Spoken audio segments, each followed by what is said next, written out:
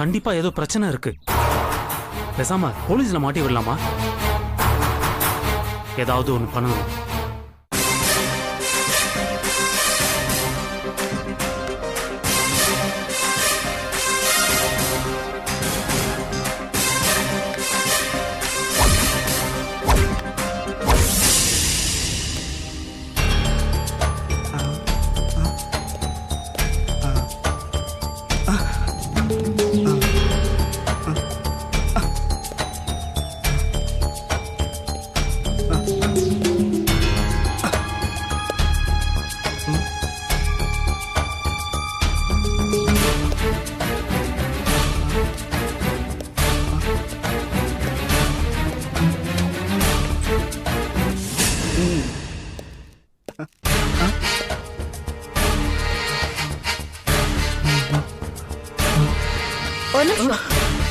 யாரை பார்க்க வந்தீங்க?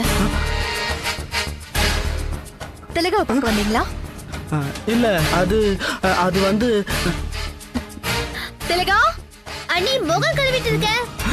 என்னங்க போகுது தெரியலையே. அருண் வந்திருக்காரு.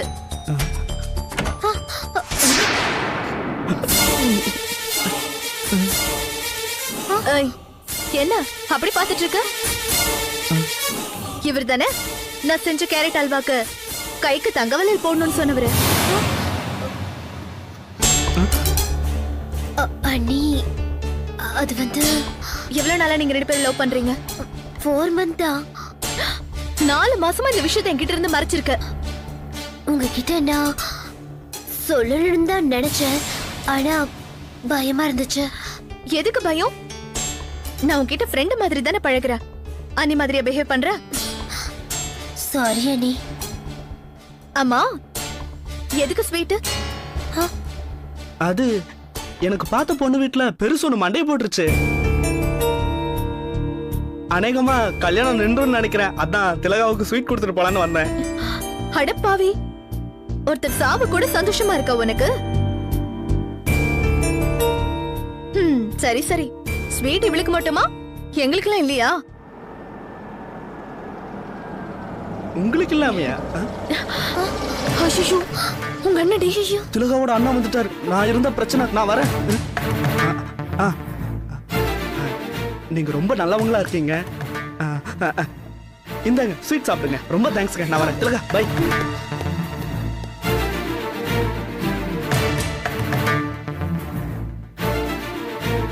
வரையர்.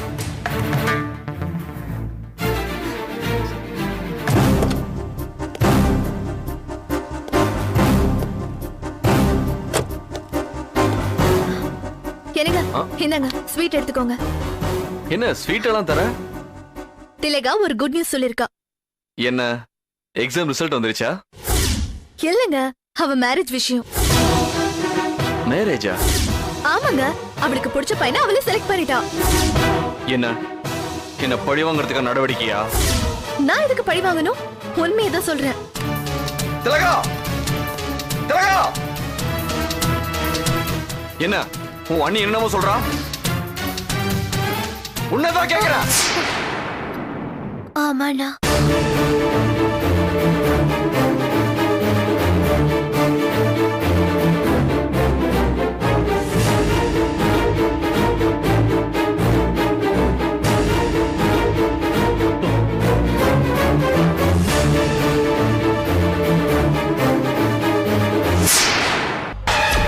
அண்ணி, என்ன நீ?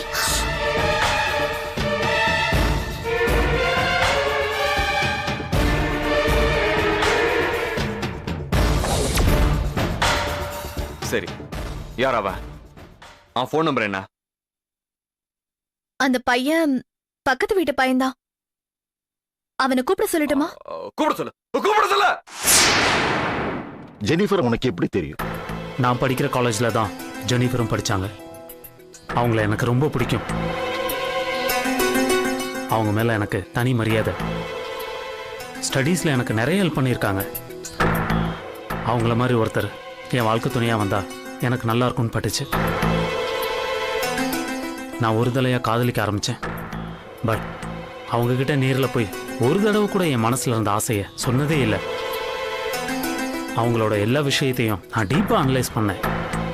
காலேஜ் படித்த வரைக்கும் ஜெனிஃபர் மற்ற பொண்ணுங்களை விட படிப்பாகட்டும், பிஹேவியர் ஆகட்டும், she is gem of the person. அதனால நான் அவளை கல்யாணம் பண்ணிக்க ஆசைப்பட்டேன். எங்கள் வீட்டில் கொஞ்சம் பிரச்சனை இருந்தது. அதை முடிச்சுட்டு உங்ககிட்ட வந்து ஜெனிஃபர் எனக்கு கல்யாணம் பண்ணி கொடுக்க முடியுமான்னு கேட்கலான் இருந்தேன். ஆனா அதுக்குள்ள இவ்வளவு நடந்துருச்சு அங்கிள். அது மட்டும் இல்ல, எங்க அம்மா தான் ஜெனிஃபர் ஏதாவது பண்ணிருப்பாங்கன்னு நினைச்சு அவங்கள போலீஸ்ல புடிச்சு கொடுத்துட்டேன். ஆனா எங்க அம்மா கொடுத்த தகவலை வச்சு சட்டவிரோதமா கருக்கலை பண்ற ஒரு இடத்துக்கு போய் ஒரு பொம்பளையை விசாரிச்சாங்க. எனக்கு அந்த பொம்பளை மேல சந்தேகம் வந்தது. 4-5 நாளா விசாரிச்சதுல ஜெனிஃபர் அங்க கூட்டிட்டு வந்த ஆள் யாருன்னு ஓரளவுக்கு நான் கண்டுபிடிச்சேன் அங்கிள்.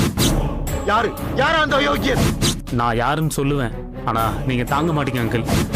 பரவாயில்ல சொல்லுப்பா, யார் அந்த அயோக்கியம்? உங்க ஓனர் முகுந்த். என்னப்பா சொல்ற? ஆமா அங்கிள், அந்த முகுந்த ஜெனிஃபர் கர்ப்பத்தை கலைக்கிற பொம்பளை சந்திக்கிறானா என்ன அர்த்தம்? அவனுக்கும் இதுல ஏதோ சம்பந்தம் இருக்குன்னு தானே அர்த்தம். அந்த அம்மாவை நான் பார்க்கணும், ஏற்பாடு பண்ண முடியுமா? கண்டிப்பா அங்கிள், ஆனா ஒரு வேண்டுகோள். என்னப்பா? நான் உயிருக்கு உயிரா காதலிச்ச ஜெனிஃபரை இந்த நிலைமைக்கு ஆளாக்குனது அந்த முகுந்தன் தான் கன்ஃபார்ம் ஆச்சுன்னா அவனை நீங்க என்கிட்ட ஒப்படைக்கணும் அங்கிள். அவனை நான் கொல்லணும், என் கையால கொல்லணும் அங்கிள். அப்பதான் ஜெனிஃபரோட ஆத்மா சாந்தி அடையும், சாந்தி அடையும் uncle.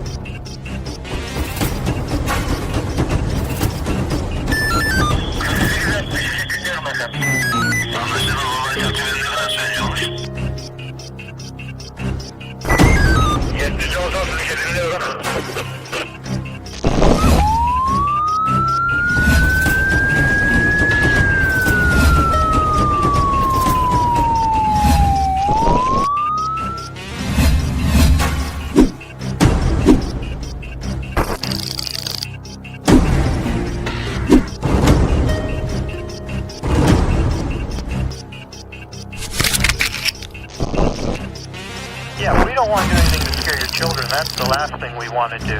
We don't want to scare anybody.